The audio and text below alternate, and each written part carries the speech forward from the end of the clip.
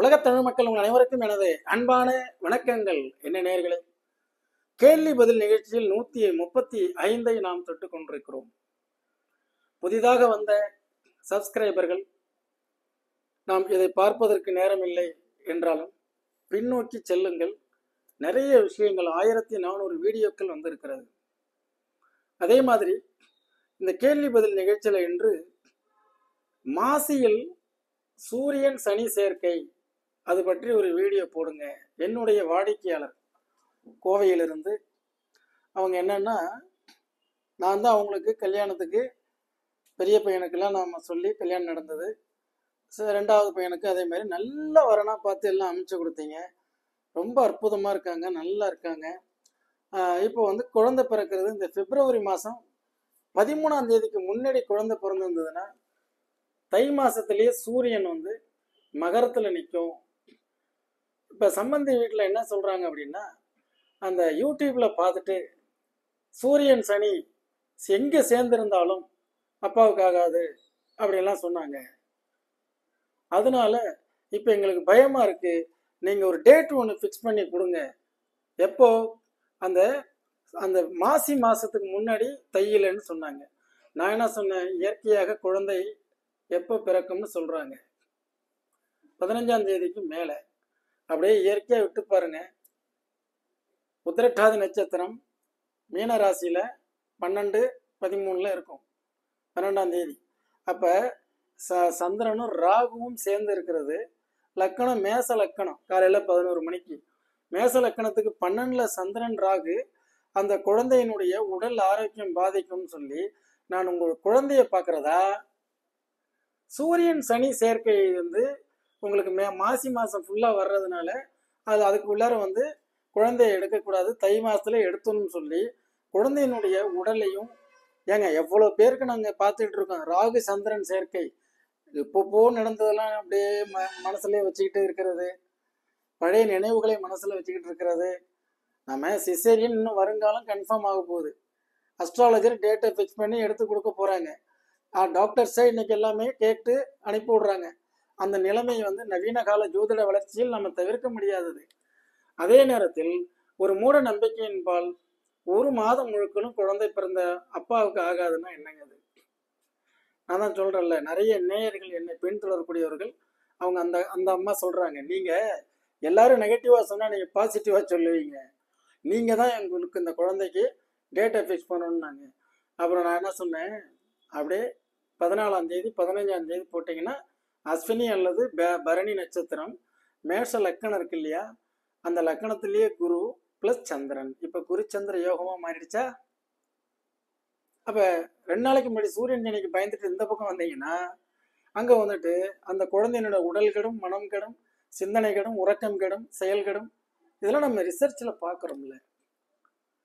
ஆக சரி, அந்த அம்மா சொன்ன மாதிரியே சூரியனும் சனியும் கரெக்டாக இப்போ மாசி மாதம் 1ஆம் தேதியிலிருந்து 10ஆம் தேதி வரைக்கும் டெலிவரி டேட், அல்லது மாசி மாதம் 15ஆம் தேதியிலிருந்து 30ஆம் தேதிக்குள்ளார குழந்தை பிறக்க போகுது.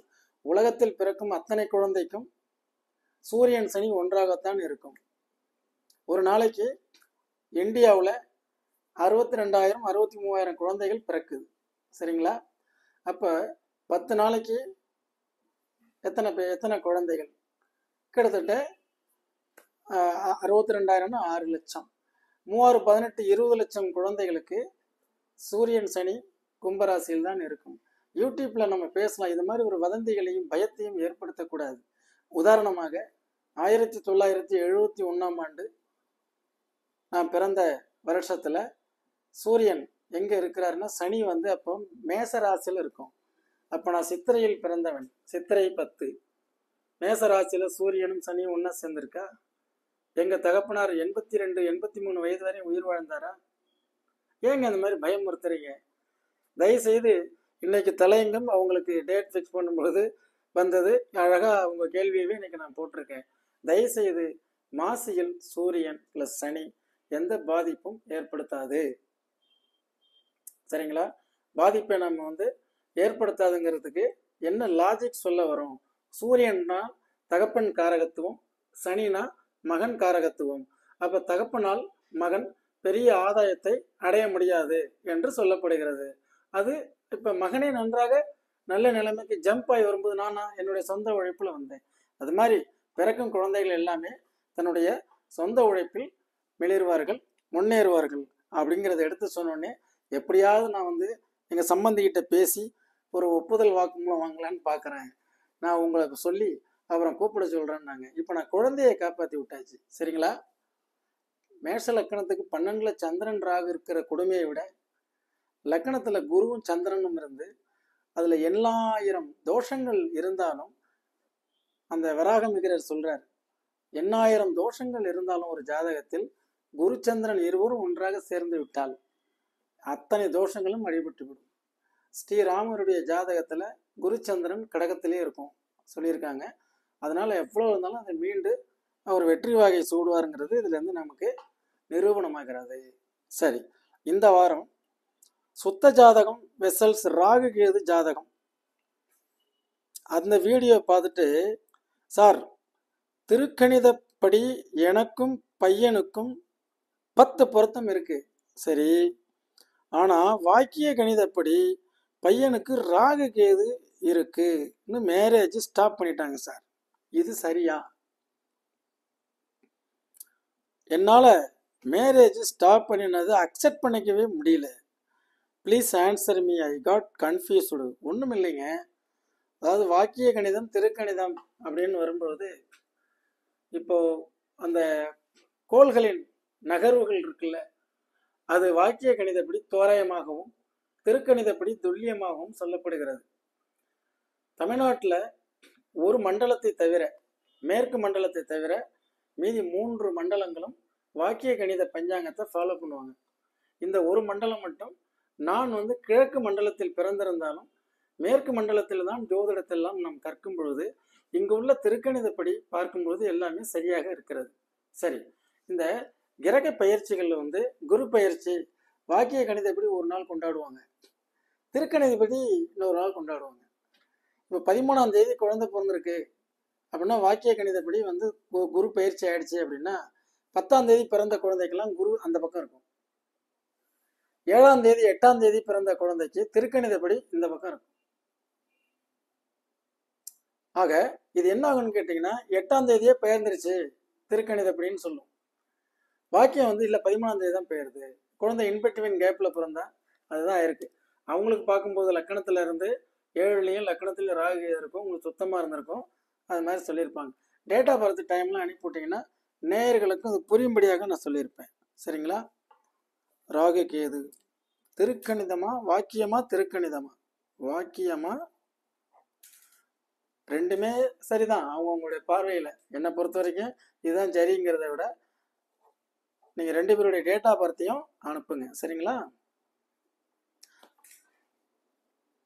அடுத்தது 126 பகுதி 126க்கு பார்த்துட்டு தமிழ் தர்ஷினி, ஐயா நாங்கள் 5 வருடம் லவ் பண்ணுறோம், பெற்றோர் சம்மதத்துடன் திருமணம் நடக்க முயன்றது, ஜாதகம் பார்க்க போனார்கள், ரஜ்ஜு பொருத்தம் இல்லை, திருமணம் செய்தால் உயிருக்கு ஆபத்து, ஒரே மாதத்தில் உயிர் போயிடும்னு சொல்கிறாங்க. எப்படி சார்? ஒரே மாதம்தான். என் காதல் திருமணம் நின்று விட்டது. நேயர்களே, உலகெங்கிலும் இருக்கக்கூடிய நேயர்களே, மலேசிய நாட்டில் நமது பங்காளிகள் திருமணம் எப்படி செய்கிறார்கள்? அவங்களுக்கு யாராவது ரஜ்ஜி தட்டினால் மரணமா? 80% எல்லாம் லவ் மேரேஜ், மலேசியா சிங்கப்பூர். புரியுதுங்களா? நம்மளை மாதிரி ஸ்ரீலங்காவில் நம்ம தமிழ்நாட்டில் உள்ளது மாதிரி மேக்சிமம் நிச்சயிக்கப்பட்ட திருமணம் மினிமம் லவ் மேரேஜ். அப்போ மலேசியா உதாரணமாக எடுத்துக்கிட்டு நானும் அவங்களோட ஒரு 8 ஆண்டுகளுக்கு மேலே ட்ராவல் பண்ணி இந்த ரஜ்ஜி இருக்கிறவங்கலாம் கல்யாணம் பண்ணி நல்லா வாழ்கிறத பார்த்து தானே அந்த வீடியோவை போட்டிருக்கேன். அப்புறம் லவ் மேரேஜுக்கு பொருத்தமே பார்க்காதீங்கன்னு சொல்லியாச்சுங்க. மீண்டும் மீண்டும் அது நீங்கள் கவலைப்படாதீங்க சாமி. தமிழ் தர்ஷினி, ஆண் விருச்சிகம், மகரம் உத்திராடம், விருச்சிகம் வந்து விசாகம், திண்டுக்கல், வயிறு ரஜ்ஜி இல்லை என்றால் குழந்தை பிறக்காதா? இதை மீண்டும் திருமணம் செய்தால் எங்கள் வாழ்க்கை எப்படி இருக்கும்? தயவுசெய்து சொல்லுங்கள், நன்றாக இருக்கும். ஒரு குழந்தைக்காக யாராவது கல்யாணம் பண்ணுறாங்களா? லவ் பண்ணுறது யாரை லவ் பண்ணீங்க? ஒரு ஆண் ஒரு பெண்ணை, ஒரு பெண் ஒரு ஆணை லவ் பண்ணுறாங்க, பிடித்தது, திருமணம் செய்தோம். திருமண பொருத்தம் பார்த்து கல்யாணம் பண்ணி குழந்தை இல்லாதவர்கள் எத்தனை பேர் இருக்காங்க? பிடித்து போய் திருமணம் செய்து குழந்தை இல்லை என்றாலும் உனக்கு நான் குழந்தை எனக்கு நீ குழந்தை என்று வாழ்பவர்கள் எத்தனை பேர் இருக்கிறாங்க. இதுல என்ன ஒரு கொடுமை என்றால், ஒருவரை ஒருவர் காதலித்து விட்டு இந்த நட்சத்திர பொருத்தத்தின் ரீதியாக அவர்களை பிரித்து வேற ஒருத்தர் கல்யாணம் பண்ணி கொடுக்கறது தான் மிகப்பெரிய பாவம். அதுதான் மிகப்பெரிய சாபம். அதுதான் மிகப்பெரிய மிஸ்மேட்சிங். அதுதான் அவங்க வாழ்க்கையை நடைமுறைமாக்குவதற்கு சமம். தயவுசெய்து திருமண பொருத்தத்திற்கு வருங்கால ஜோதிடர்களே, சந்ததிகளே, ஜோதிட ஆர்வலர்களே, நீங்கள் லவ் பண்ணிட்டீங்கன்னா இந்த பக்கம் வராதீங்க. இது இன்னாருக்கு இன்னார்னு யாருன்னு தெரியாதவங்களுக்கு எடுத்து சொல்றதுக்கு ஒரு உபாயம். அதுல நாங்க சொன்னதை கேட்டுட்டு போறதுக்கு ஆளு இருக்காங்க. நீங்க வேண்டாம்னா நாங்க வேற பாக்குறோம் சார்னு. லவ் மேரேஜ் போய் அவர்கிட்ட போய் பொருத்தம் பார்த்தீங்கன்னா அவர் இல்லைன்னு தானே சொல்லுவாரு. பாருங்க, தொடரட்டும் உங்கள் பணி. இப்படியே தான் தொடர்ந்துட்டு இருக்கு என் பணி. ஒரே இடத்தில் 23 ஆண்டுகளாக உள்ளதை உள்ளபடி சொல்லிட்டு ஸ்ட்ரைட் ஃபார்வர்டா இதுல எந்த பரிகாரமும் இல்லாமல் உங்களுக்குள் நீங்களே உற்று நோக்குங்கள் என்று கூறி அழகாய் வழிநடத்துகிறோம். அதனால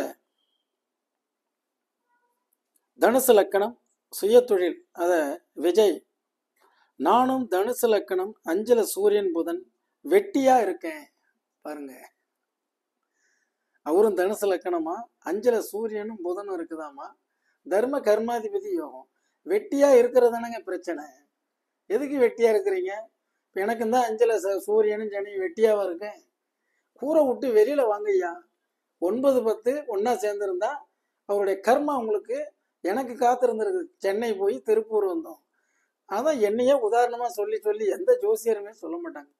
அவங்களுடைய ஜாதகத்தையோ ராசியவோ சொல்ல மாட்டாங்க. அது தேவ ரகசியம் மாதிரி வச்சுக்குவாங்க. நாம திறந்த புத்தகமா சொல்லி வெட்டியா இருக்கிறதாங்க பெரியது. இப்பதான் சொல்லிட்டு இருந்தோம் நண்பர்கிட்ட. ஞாயிற்றுக்கிழமையும் ஆஃப் டே ஒர்க் பண்றேன். சரிங்களா? வெட்டியெல்லாம் இருக்கக்கூடாது சாமி. என்ன வயசு உங்களுக்கு? என்ன விவரமே தெரியல. டேட் ஆஃப் பர்த் டைம்லாம் போடுங்க. Thank you sir. Siva, right. 126 Vimal Raj. அண்ணா வணக்கம், மூவலூர். நானும் கேள்வி பதில் நிகழ்ச்சியில் பெரிய பெண் ஜாதகத்தை அனுப்பியிருக்கேன், எனக்கு பதில் போடுங்கள். அதாவது சாமி, நீங்க பெரிய பொண்ணோட டேட் ஆஃப் பர்த், டைம், பிறந்த ஊரை போட்டு கேள்வியை போடுங்க. இதுக்கு முன்னாடி போட்டிருந்தீங்கன்னா வீடியோ வந்திருக்கும். இது பார்த்து 135 பார்த்துட்டு இருக்கேன் நான். சரிங்களா? இதுக்கு முன்னாடி பேசுனதுல பாருங்க. 127, 128, 29, 30, 31 எதுலையாவது வந்திருக்கும். இதுக்கு முன்னாடி போட்டிருந்தீங்கன்னா. லக்ஷ்மி நரசிம்மன், வணக்கம் sir. Thank you for your free service to the people with good heart. அதாவது சார், போகும்போது எதையும் எடுத்துகிட்டு போக போகிறதில்ல, வரும்போது எதையும் எடுத்துகிட்டு வர போகிறதில்ல. இடைப்பட்ட நேரத்தில் நமக்கு கிடைச்ச அனுபவங்கள் இதை பகிர்ந்துக்கிட்டோம்னா இது உன் கேள்விக்கு பதில் சொன்ன மாதிரி மன நிறைவும் இருக்கும். அதே நேரத்தில் டெய்லி என்னால் முடிஞ்ச வரைக்கும் டெய்லி ஒரு கேள்வி பதில் உங்களுக்கு 10 நிமிஷம் 15 நிமிஷம் பேசுறது முடிவு பண்ணிட்டேன். நன்றி சார், வாழ்த்துக்கள். அதே 126 ஜோதிட கேள்வி பதில்ல இதுவும் கடந்து போகும் நல்ல இதுல இருக்கிறார் ஒரு ஐடி. வணக்கம் ஐயா. திவ்யா, சேலம் ராசிபுரம். என் வாழ்க்கை ரொம்ப கஷ்டமாக இருக்கு. எனக்கு வாழவே பிடிக்கவில்லை. என்ன செய்வது? என் கணவர், குழந்தை விட்டு நான் தனியாக அம்மா வீட்டில் இருக்கிறேன். நிம்மதி இல்லை. டைவர்ஸ் கொடுக்க மாட்டேங்கிறார்கள். அம்மா வீட்டிலும் நிம்மதி இல்லை. ஜாப் சென்றாலும் நிம்மதி இல்லை. நான் என்ன செய்ய முடியும்? எப்போது டைவர்ஸ் கிடைக்கும்? நான் என்ன வாழ்க்கை, என்ன ஜாபு சென்றால் நிம்மதி இருக்கும்? நல்ல பதிலாக சொல்லுங்கள். உங்களுடைய பதிலுக்காக வெயிட் பண்ணுகிறேன். ரொம்ப கஷ்டமா இருக்கு. கஷ்டமா இருக்கு, நிம்மதியே இல்லை. இந்த 2 வார்த்தை வந்தாலே சனி சம்பந்தப்பட்ட லக்கணம். நிம்மதி இல்லை, கஷ்டம் ஏன்? சனி சம்பந்தப்பட்ட லக்னம் ராசி. சனி பார்வை லக்னத்தில். லக்னாதிபதி சனி சேர்க்கை, சந்திரன் சனி சேர்க்கை, இது மாதிரிலாம் இருந்ததுன்னா அந்த மாதிரி ஒரு ஃபீலிங்ஸ் வரும். அந்த அட்டமாதிபதி திசை லக்னத்திலிருந்து நடந்தாலும், லக்னாதிபதி 8ல் நின்று திசை நடந்தாலும் இது மாதிரியான ஃபீலிங்ஸ் வரும். இந்த ஃபீலிங்ஸ் எல்லாம் ஏன் தசாபுத்தி அந்தரத்துல இது தெரியுதா அப்படின்னு வருங்கால சோதிடர்கள் ஜோதிட ஆர்வலர்களுக்கு நாம் அதை வெளிப்படுத்தினோம்னா வரக்கூடிய சந்ததிகளை வளமான ஒரு வழியை வருங்கால ஜோதிடர்கள் காட்ட முடியும் என்பதில் எவ்விதமான ஐயப்பாடுகளும் இல்லை. 4:40 ஆனா அவனை சொல்றான் திவ்யாவுக்கு, என்னை பொறுத்தவரை எல்லாத்துக்கும் ரெமெடி இருக்கு சாமி. அதுதான் தட் இஸ் மாற்று பாதை. புரியுதா இல்லையா?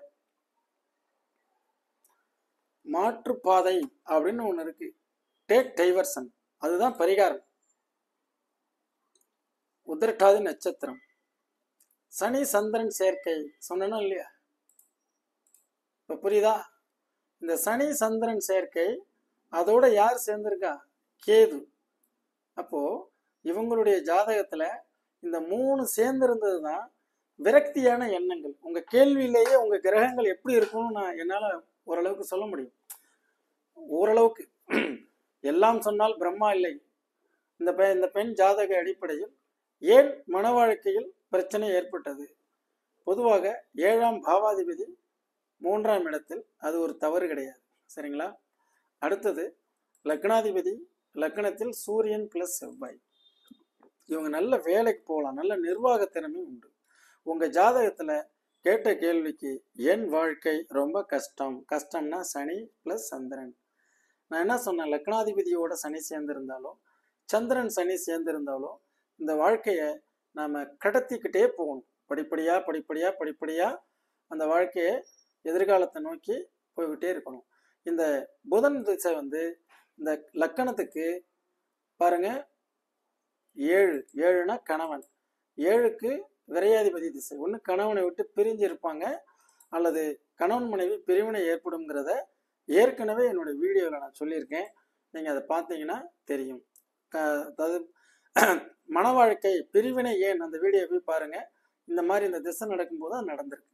ஆக இந்த திசை நடக்கக்கூடியவர்கள் யாராக இருந்தாலும் கணவன் மனைவிக்கிடையே ஒரு நல்ல ஒற்றுமையை ஏற்படுத்தி கொள்வது நல்லது.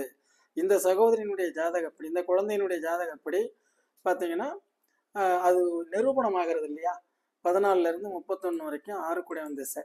அப்போ அந்த பையனது எப்படின்னு இவங்க அனுப்பியிருந்தாங்கன்னா இது சாத்தியமாகுமா இல்லையான்னு சொல்ல முடியும். எனக்கு வாழவே பிடிக்கவில்லை. 12ஆம் இடம்ங்கிறது படுக்கை ஸ்தானம், உறக்கம். அந்த இடத்துல பார்த்து கேது ஏதாவது மனசை போட்டு நோண்டிக்கிட்டே இருக்கும். அந்த கேது சந்திரன் சனி சேர்க்கை.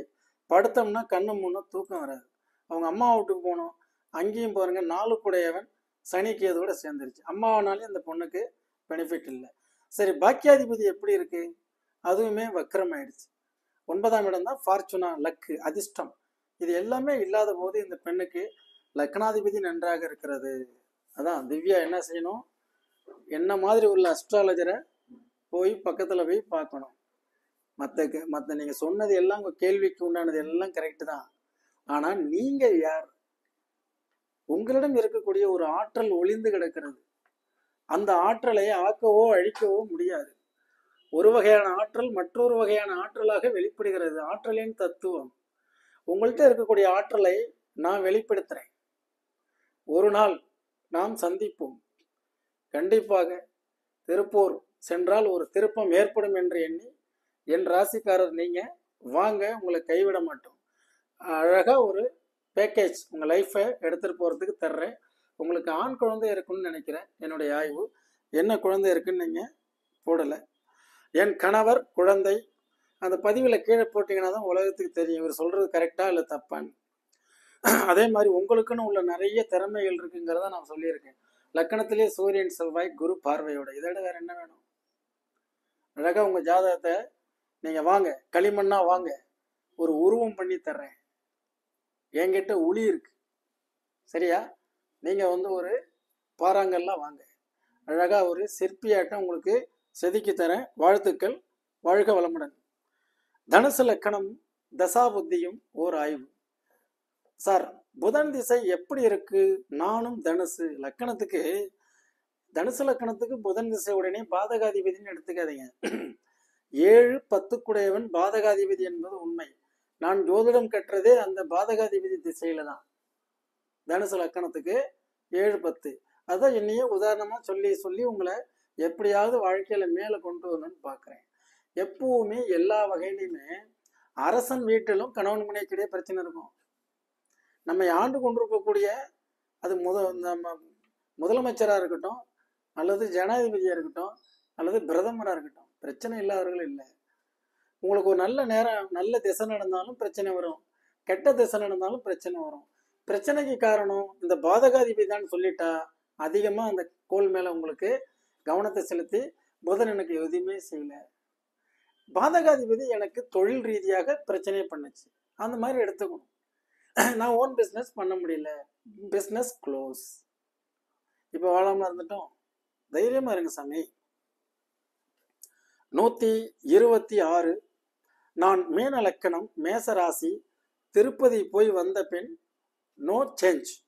நான் மீன லக்கணம் மேசராசி திருப்பதி போய் வந்த பின் நோ சேஞ்ச். என்ன சேஞ்ச் இல்லை?